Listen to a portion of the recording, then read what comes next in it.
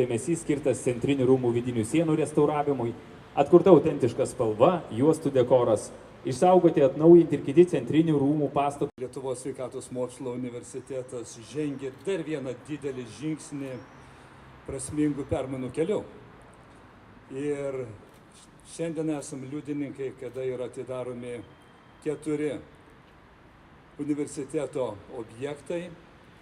Aišku, gaila, kad ankstesniuose objektuose neteko sudalyvauti, bet čia džiaugiuosi, kad galiu būti ir jūs visus pasveikint prie šio unikalaus architektūrinio objekto, kuris yra rekonstruotas ir kurio vertė, kiek aš žinau, siekia apie 6 milijonus eurų.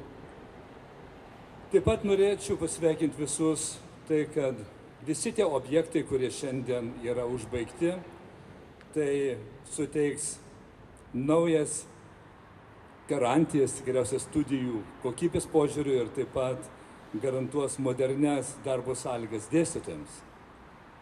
Baigdamas norėčiau palinkėti, kad universitetas ir toliau gyvendintų svarbius numatytus projektus ateityje, o tie visi objektai, kurie šiandien yra atiduodami, leistų kurti ir sudaryti sąlygas naujoms studijų ir mokslo pasiekimams.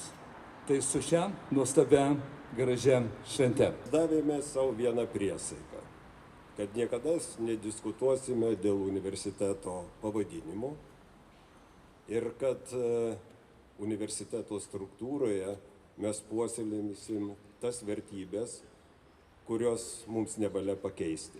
Todėl ir išliko mūsų universitete Medicinos akademija ir Veterinarijos akademija.